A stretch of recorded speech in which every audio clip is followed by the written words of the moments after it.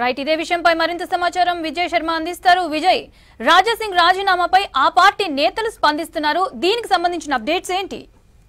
మోనిత, రాజాసింగ్ మనం చూసాము ఇందాక ఈవినింగ్ వచ్చి నామినేషన్ రాష్ట్ర అధ్యక్ష ఎన్నికకు నామినేషన్ వేస్తా అంటూ పార్టీ ఆఫీస్కి రావడం జరిగింది.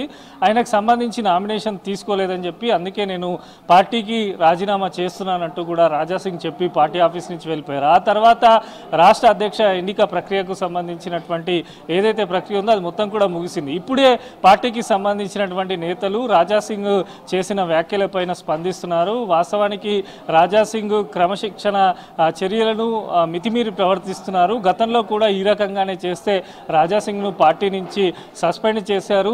రాజాసింగ్కు సంబంధించి ఆయన నియోజకవర్గంలో జాతీయ అధ్యక్షులు ప్రధానమంత్రి పర్యటించినా కూడా కార్యక్రమాలకు పాల్గొన్నారు. తనకు తానే సుప్రీం అనుకుంటున్నారంటూ కూడా బీజేపీకి సంబంధించినటువంటి అధికార ప్రతినిధులు కానీ నేతలందరూ కూడా కామెంట్ చేస్తున్నటువంటి సిచ్యువేషన్ ఉంది.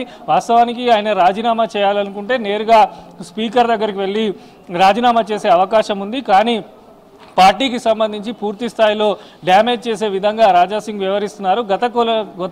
కొంతకాలం నుంచి కూడా ఇదే తంతు కొనసాగుతుంది. అయినప్పటికీ కూడా పార్టీ నాయకత్వం పెద్దగా దీన్ని పరిగణలోకి తీసుకోలేదు. కానీ ఈరోజు రాష్ట్ర అధ్యక్ష ఎన్నిక ప్రక్రియకు సంబంధించి రాష్ట్ర అధ్యక్ష ఎన్నిక ప్రక్రియ కొనసాగుతుండగా ఈ రకంగా మొత్తం కూడా ఇటు కేంద్రానికి పార్టీకి సంబంధించి సునీల్ బన్సాల్, అభయ్ పాటిల్ అందరూ కూడా ఉన్న తరుణంలో వారి సమక్షంలోనే ఇలా మాట్లాడము పార్టీకి పూర్తి స్థాయిలో డ్యామేజ్ కలిగించే వ్యవహారం కావడంతో చాలా వరకు బీజేపీ రాష్ట్ర పార్టీ కానీ పూర్తి స్థాయిలో దీన్ని సీరియస్గా తీసుకున్నట్టు తెలుస్తుంది. దీనిపైన జాతీయ పార్టీకి కూడా ఫిర్యాదు చేసేందుకు కూడా సిద్ధమవుతున్నట్టు నేతలు ఆల్రెడీ చెప్పడం జరిగింది. మొత్తంగా ఆయన వ్యవహార శైలికి సంబంధించి రాజాసింగ్ చెప్తుంది ఏంటంటే పార్టీని ముందుండి నడిపించి కార్యకర్తలకు అనుగుణంగా ఉండే వారిని అధ్యక్షుడిని నియమించాలి.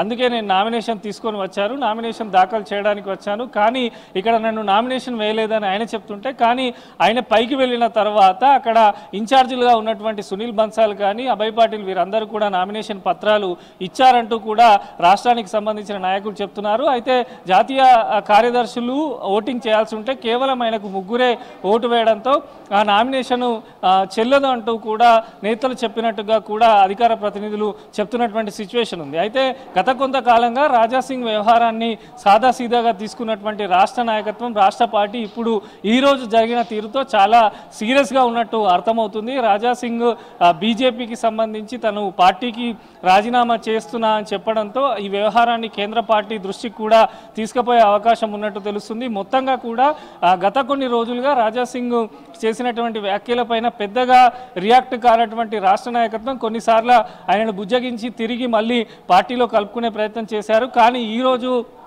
కేంద్ర పార్టీ నాయకుల దగ్గర ఈ రకమైనటువంటి కామెంట్స్ చేయడంతో ఖచ్చితంగా అతను ఏదైతే అనుకున్నాడో దానికి సంబంధించి వేటు తప్పదు అంటూ కూడా పార్టీ శ్రేణులు చెప్తున్నాయి. సో మొత్తంగా ఈ వ్యవహారానికి సంబంధించి ఇప్పటికే కేంద్ర నాయకత్వం కూడా ఆరా తీసినట్టు తెలుస్తుంది. ఎందుకంటే ఇటు శోభా కరంద్లాజే కానీ, సునీల్ బన్సాల్ కానీ, అభయ్ పాటిల్ కానీ, చంద్రశేఖర్ తివారీ కానీ వీరంతా కూడా కేంద్ర నాయకత్వం, జాతీయ నాయకత్వానికి సంబంధించిన నేతల మధ్యలో ఇలాంటి వివాదాలు జరగడంతో పార్టీ అయితే సీరియస్గా ఉందని అర్థమవుతుంది. సో మరి ఎటువంటి యాక్షన్ తీసుకుంటారు, ఏ రకంగా ముందుకు వెళ్తారు, మరి దీనిపైన రాజాసింగ్ ఏ రకంగా స్పందిస్తారు అనే దాన్ని అయితే వేచి చూడాల్సినటువంటి అవసరం అయితే ఉంది మోని.